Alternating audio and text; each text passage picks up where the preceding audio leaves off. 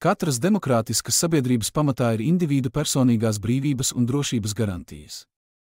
Šīs tiesības ir pamats, uz kura balstās mūsu sapratne par taisnīgumu, vienlīdzību un cilvēka cieņu. Šajā video mēs apskatīsim, kā Latvijas Republikas Satversme un citi tiesību akti aizsargā šīs fundamentālās tiesības un kādas ir to praktiskās izpausmes. Izpratne par šīm tiesībām un to ievērošana ir kritiska ikviena individa un visa sabiedrības labklājībai. Vēsturiskais fons. Lai pilnībā saprastu personīgo brīvību un drošības garantijas, mums jāpaskatās uz to attīstību vēsturiskajā kontekstā. Deklarācija par Latvijas Republikas izveidi 1918. gadā bija svarīgs solis ceļā uz pilsoņu tiesību un brīvību nodrošināšanu. Tomēr padomju un nacistu režīmu okupāciju laikā šīs brīvības tika ievērojami apspiestas un ierobežotas. Latvijas atjaunotās neatkarības laikmetā sākās jauna ēra, kurā personīgās brīvības un drošības garantijas kļuva par valsts politikas prioritāti. Satversmes un likumu garantijas.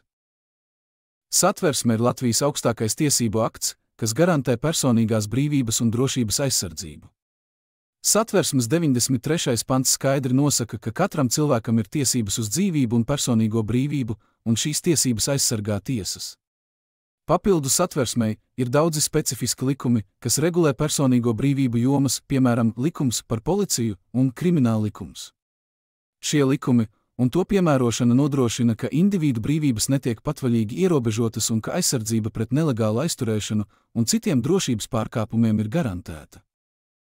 Realitāte un prakse.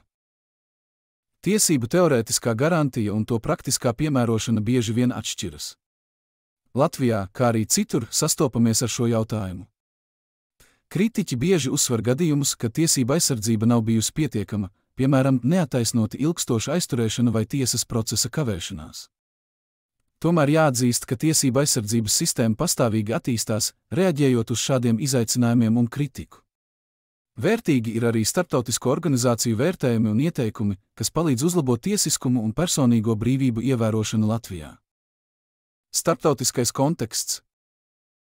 Personīgo brīvību un drošības garantijas ir globāla nozīme, un Latvijas likumi ir ietekmēti arī no starptautiskās prakses.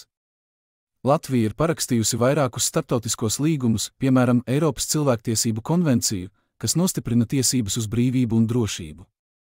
Tiesību pārkāpumu gadījumos Latvijas pilsoņi var vērsties Eiropas cilvēktiesību tiesā, kas ir spērusi soli tuvāk tiesiskuma un cilvēka cieņas nodrošināšanai.